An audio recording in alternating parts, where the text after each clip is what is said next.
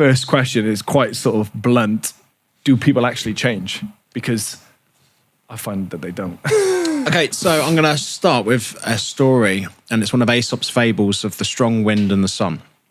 And for those of you who haven't heard it, the wind and the sun, they're in the air, and they're having an argument as to who's the strongest. And the wind's obviously saying to the sun, I'm the strongest, and the sun's going, yeah, whatever, you're not. So they wanted to prove who was the strongest, and there was a guy walking down the street, and they're like, I'll tell you what, see that guy, first one to get his cloak off wins. And the wind goes first, blows really hard. Guy pulls onto his cloak, it's not fucking moving. Blows even harder, holds onto his cloak, not fucking moving. Gives up. Sun's turn. All the sun does is shine. Guy starts to get hot, loosens up his tie, shine. Eventually takes his cloak off. I see where you're going. People don't fucking change. If you force your opinions on people, they won't fucking change. Grip tighter. The best way that you can make someone change is by leading by example, by shining and showing them how fucking awesome that your life is by just doing the things that you do. People are very autonomous. They like to feel that they're making their own decisions, but they're manipulated by everything that they see.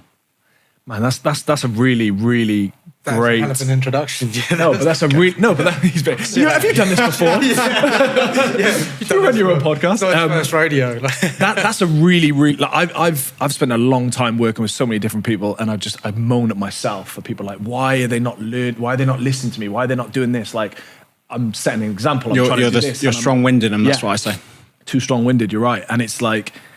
That's a really good way to just pinpoint it. Just shine. Let them see what you've got. Yeah. And then let them build their own. It's science.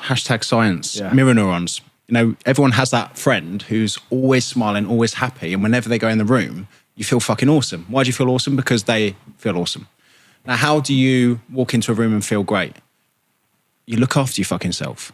Yeah. When you have your shit squared, financially, emotionally, physically, mentally, there's a confidence that, you're in a good place. Yeah. And I always say that one should always focus on becoming an expert swimmer, because there are expert swimmers and there's people that's drowning.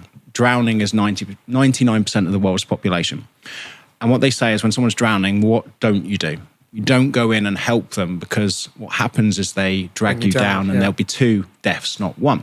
Oh, shit. So if you put that analogy into people are drowning in finances, people are drowning in their relationship problems and you try and help that person, what are they going to do? They're going to fucking drag you down because they're just trying to breathe. The only people that can actually help those people are expert swimmers, lifeguards. So your focus should be on becoming an expert swimmer if your goal is to help people. And that's very much what I focus on. It's like, cool. Constantly assessing, am I in a good place in all of these areas? And no one's perfect. But if you have that constant assessment, you can make those little tweaks and changes. Unfortunately, people don't. They wait until it's too late or until it's broken before they decide to fix it. And it comes back to a quote, second quote today, is an ounce of prevention is worth a pound of cure. It's like when people get given medication from a doctor and they say, take the whole lot of these for the next 10 days. They tend to only take 4 days worth until they start to feel better, and they're like, I don't need that anymore. Yeah, you've got to finish the and it's very cycle. much like people getting in shape. They're like, cool, I'm in shape now. I don't need to train as much. I'm like, you forget the point of this. Mm-hmm. This isn't a thing that you get to a destination. It's a thing that you take with you the rest of your life. Self-development. You're not going to read all the books and go, yeah, job done now. Yeah. It's something that you constantly pursue till the day that you die. Yeah. And I wish people had more of this kind of, and I think it's Simon Sinek that had this with infinite games. He's brilliant, Simon Sinek. Yeah, and it's having these things, and it's so important to have in life those kind of short and long-term goals, because when you have a date in mind for a certain thing, the game changes. When I have a date in mind for, say, endurance events, competitions. You've got a target there, yeah. You've got a goal in mind. Yeah, and it's fucking awesome, because you're like, I really need to be at my best or do my best at that particular date. But if you're just focused on jumping from day to day, from goal to goal, you're going to get these peaks and troughs of motivation, depression, because it's like climbing up a mountain, seeing the view, and then being really pissed off because you've got to walk back down again. But life's about always climbing up those mountains, looking for where the next one is. And then as you're walking down, being fucking excited for the next adventure. And for me, that's always what I'm focused on, is what's next. And this isn't about, not enjoying the shit that you have, not being fulfilled. It's just understanding that us as humans are always seeking progress. And that's progress in many different places.